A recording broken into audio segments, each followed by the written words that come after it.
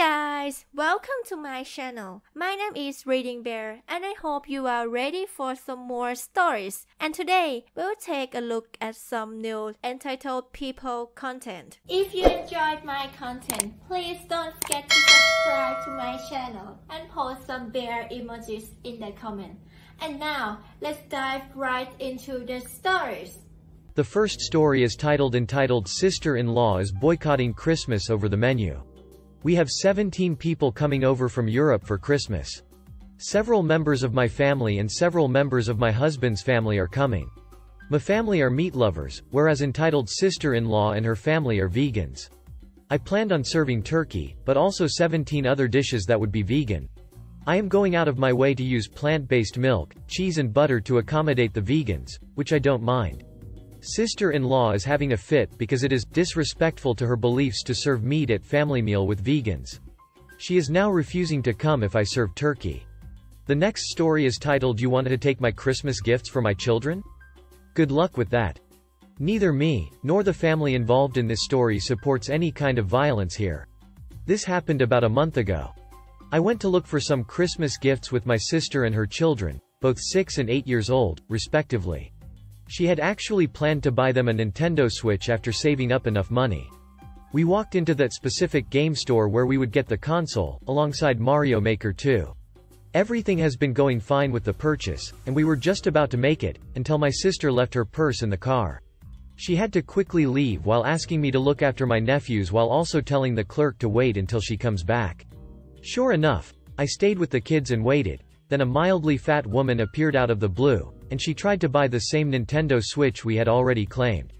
I then stepped in and went like, "Excuse me, ma'am, that's my Nintendo Switch, we're gonna buy it right this second." At the same time, the clerk already sided with me on this one. Immediately after stepping in, this entitled woman wasn't having it. "Bullcrap," she said. This is how the rest of the convo went. "You have more than one of these in your storage, right?" "Sorry, ma'am, this is the last one, and he claimed it first." "Shut up." This entitled woman was looking at us in disgust, as if she smelled rotten food, then looks back at the clerk. "Why are you going the trouble of waiting for these wetbacks to pay with money they don't even have?" My nephews began to feel uncomfortable and sad as they were having their perfect Christmas gift taken away by some evil duck. One of them actually firmly clung to it, never to let go. The entitled woman then pushed him back against a line of new games, which fell on him. This is when madness began. At the same time that woman pushed one of my nephews, my sister came back, absolutely irate. The woman got on her face and looked at her dead in the eye. "You're not worth my time, you bunch of beaners. Duck you," she says, before spitting my sister in the face. My sister, a former Muay Thai practitioner, did what a mother could ever do to protect her children. She kicked the entitled duck in the face, knocking her out flat. The cops showed up shortly after. I couldn't remember much of what else happened, as I went ahead and immediately helped my hurt nephew as soon as the batch of games fell on him. However, this morning, I talked with my sister about this situation, now that she was already clear. She tells me that the entitled woman is now facing charges on behaving under the influence, correct me if I got the wrong terms, destruction of private property and assaulting a minor. While my sister was also facing any charges, these were dropped after reviewing CCTV and our statements. And yes, I returned the next day and bought the Nintendo Switch after they restocked, because that entitled woman broke the previous one anyhow when assaulting my nephew. We may consider therapy after Christmas and Nye, because my poor nephew is still distraught a month after the dispute. The next story is titled Frustrating Working in a Food Giveaway. When I was younger and my single mom had to go to food banks and giveaways, I never quite understood why they made people jump through so many hoops. They'd require ID and sometimes your income or utilities bills. Now we're in a different position in life and we're hosting the food giveaways. No stipulations except basic manners and you have to show up to get the food. We don't have the capacity to deliver at this time. I feel like when I was growing up in the 90s the food at the pantries wasn't the best, but my mom is a great chef and incredibly creative. We ate good even if it was just beans. This particular giveaway we've been helping to host has fresh fruits and vegetables and quality meats. Gone are the days of instant potatoes and canned cream corn. I was amazed by the donations. There were even desserts and fresh baked breads and pastries. Fresh vegetables like asparagus, Brussels sprouts, and spring salad mix. Asian pears, pineapples, and cotton candy grapes. I was blown away by the donations and what we were able to put together to offer families. But some people, they were so incredibly rude, and dare I say ungrateful. We tried to prepackage boxes to make the line go smoother, but people wanted to treat it like a trip to the grocery store. And weren't polite about it either. One woman claimed she needed extra food because she had 3 kids at home. Then must have forgotten she spoke to me and asked for more frozen pizzas because she had 5 kids at home. Some people would get their box and their food, put it in their car, and get in line to do it all over again. I really wanted to not be cynical about this whole process, but it ended up being so exhausting. I never told anyone no. Thankfully we didn't have to turn anyone away this time. But there have been giveaways where people take advantage, and I'm not sure if our impact is as much as it could have been if it weren't for greed of some and having to turn people away. There's so many things that bring people to the point of needing to go to a food pantry. Everyone is feeling the increase of prices without the increase of pay. But these have been exhausting. I'll be back to help day after tomorrow, and the following weekend. People need food regardless. But I'd be lying if I said I didn't feel defeated with the process sometimes. Not sure what I expected to get out of the process except for helping out. Maybe I felt like it was a full circle moment in my life where I was at a point to help people. Today was just a lot. The next story is titled Am I the A-hole for reporting my neighbor to CPS? My neighbor has 2 kids, a toddler around 3-ish and a baby that's less than a year. She's unemployed and has a roommate, but neither of them pay any attention to the toddler. Here's why I contacted CPS. I'm pretty sure there's a developmental issue with the child and that he's nonverbal. He will scream and cry all day. This is in an apartment building, so it's really easy to hear. Throw himself against the wall and door. Attempt to hit the baby, caught someone telling him not to do that, and generally just be neglected. Mom took the baby outside when it was nicer weather. I have never once seen the toddler outside of the apartment. She has visitors that come and go on occasion, and I'm not sure of the relationship, but she has also left the toddler and the baby home alone for extended periods of time. CPS did come and check things out, and shortly thereafter Grandma started coming to spend time with him and things were better. Well, Grandma hasn't been around much for the past few months except to stop by and say hi, and the behavior has started again. Between the toddler screaming, crying, and throwing himself into things, and the baby crying more often than not, I'm considering contacting CPS again. However, some friends advised me that I was out of line for doing that and should have taken different steps. So, am I the a-hole? Comment said not the a-hole. We all read stories about children who were abused, and no one said anything. It sounds like there's cause for concern. We are all afraid of making a false accusation, but I had a friend who worked for social services who told me they understand no one can know what's going on in someone else's house. She said although working for CPS is difficult, they do everything they can to protect and save children. Calling is the right thing. Another comment said not the a-hole. I listened to a toddler crying every night in the apartment above mine, for what seemed like hours, in my old apartment. One night, after listening to him sob for a very long time, I admitted to myself that this was not normal childhood crying. And I called CPS. The toddler and his baby brother were out of that apartment in less than 48 hours.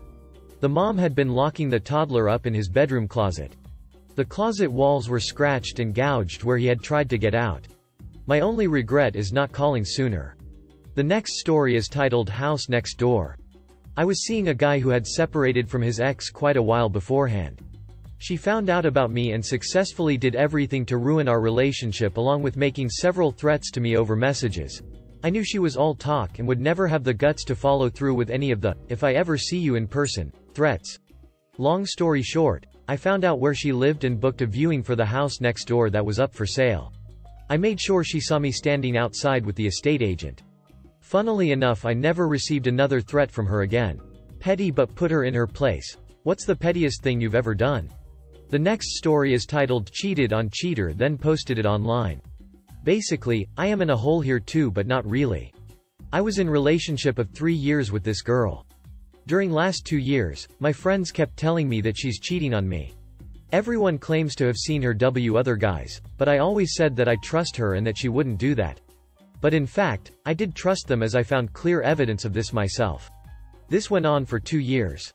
My entire friends group and people who knew me thought that I was a cuckold. After 3 years of relationship with her, I broke up. She cried, begged me. I never told her that I actually knew she cheated. I just broke up. She went public with this guy right away. 1 month later I posted picture of my GF's hand with engagement ring on it with caption, "After 2 beautiful years." She said yes, followed by a reel of quick slide of our days from many vacations in these 2 years that I allegedly went to with my parents and siblings. Everyone I know including my ex rated my DMS. She came to my doorstep to cry and assault me, calling me cheater. Neighbors witnessed her throwing a big rock and breaking my window for humiliating her. Called cops on her and she got arrested. Imagine. The next story is titled When Petty Creates a Book Dragon. Obligatory notice on phone and have dyslexia, there will be spelling and formatting errors. This is from my childhood. Rotary phones, AC in cars wasn't standard, and written checks were common use. My mom could not only be petty, but she could also be a Karen, and take things extremely literal at times. This normally happened when someone threatened her safety or her children's well-being and education. The players are M for mom, T, teacher, P principal, and me. I'm also not completely sure this is petty enough. I don't think it's Karen enough, and all the tags I looked for within education didn't fit. Backstory. I have dyslexia, and as a young child had beyond deplorable reading skills. Deplorable enough the school talked about holding me back a year to work on those reading skills. So, my mom knew I'd do just about anything for non-core earnings, took me to the city library and we made a deal for each book I read and each half-page synopsis, overview I wrote I would receive a quarter. Think Dr. Seuss and Golden books were right up my alley at the start. As my skills improved the books became larger and longer because they and reading became less daunting. I'd graduation from Dr. Seuss to popular science publications, anthologies then to novels. The librarians were great help introducing and directing me to other books that seemed to perk my curiosity, and also my mom didn't care what books I read as long as I read. Backstory done. I was walking from one class to the next and a teacher stopped me and took my library book and refused to return it. When I refused to go to class and let said teacher keep my library book, the book and I were sent to the principal's office and mom was called. Mom arrived to see me sitting in a chair outside the principal's office, and after she was assured I had not been physically harmed, she was introduced to the teacher, and we were ushered into the principal's office. The teacher waves my book by mom and the teacher informs her I had it. Mom, confused, tells them she was with me when I checked it out. All these years later I still mostly remember the conversation verbatim. T. This isn't appropriate for school. M. A book isn't appropriate. Psy taps books cover T. This tap isn't appropriate. M. Again, it's a book. Huff. T grabs book and slaps P desk with each word. This is not appropriate for school. Not liking being talked down to mom's voice is sharp. A book has words inside. Words inside a book educate. This is a place of education. How are words bound into a book in a school not appropriate? T grabs the bridge of his nose. This is a place of education. This waves book is not appropriate in a place of education. M. Are you saying my child isn't allowed to have a public library book in a public school? T looks to P, who gives T a continue wave and motion. T tosses book to mom, who looks at the book and back to him. T. This isn't appropriate for a student. Mom hands me the book. M to me.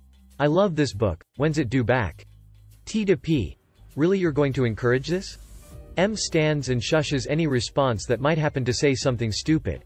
I can't believe you have dragged my child here to be reprimanded for having a book. This is absolutely deplorable. T. A child shouldn't have that. It's inappropriate. M. It's a book. She's reading. How can you say a dyslexic child reading is bad? T. It's a banned book. M. I don't care. She's reading. P. Whoa. Mom, many school systems across the country have removed this book from circulation because it has been deemed inappropriate in those school districts. T. This book isn't banned on this school district. Your recommendation for detention is revoked. Mom, to ensure this type of confusion doesn't happen again, can the public library books stay at home? Me, I'll lift any and all age restrictions on the school library. You can check any of those out and they're approved for all reading ages in this school. Me. Mom, what's a banned book? M. Books that make little-minded people uncomfortable. Me. I want to read them all. Mom and I left the school. Our next library visit I told the librarians all about banned books. How Mom stuck it to the mean teacher, and I wanted to read all the banned books they had. Mom said I can read all the banned books I wanted after I read her favorite book, The Death of Ivan Ilyich by Tolstoy. I was in 8th grade when this happened and a freshman in high school when I finally finished Tolstoy.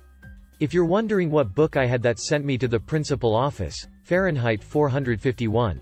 In remembrance of this I read each new book added to the banned book list when I hear of a book kerfuffle. I hope you enjoy this story about my mom. I have many. The next story is titled, I'm Suing You for Homophobia. Obligatory, I'm on mobile, blah blah blah. I just found this subreddit, and boy do I have some stories, but this is one of my favorites. I've worked in the hotel industry for about a combined 3 to 4 years. This particular story happened back in 2018. Me. 19 years old and 8 hours into my 10-hour shift. Guest.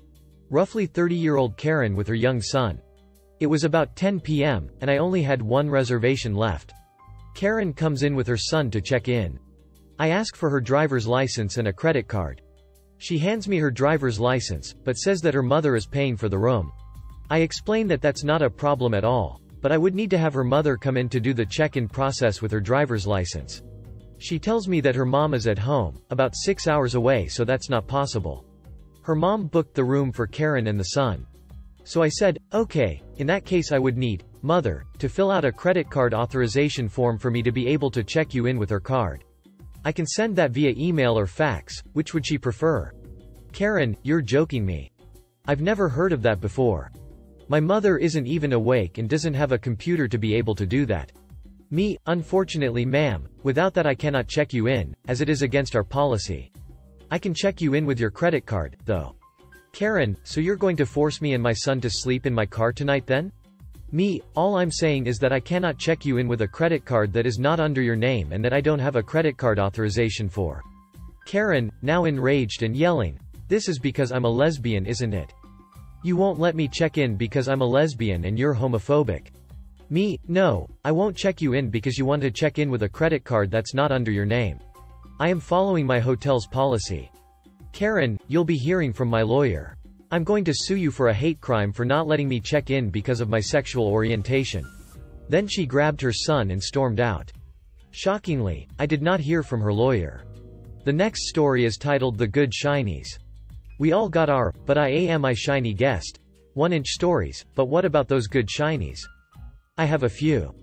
There was one guest who I met at my first property I worked at. He would always make it a point to get to know us at the desk, would try to bring us dinner, dessert. When I left that property and went to another in town, he booked my new hotel randomly one day. I was working and saw his truck pull up, got out his usual snacks, drink, and surprised the hell out of him when he walked in the door. He started staying exclusively at my new hotel, and probably still does if he hasn't retired. We also had a couple who would come multiple times a year since their kid was at the local university.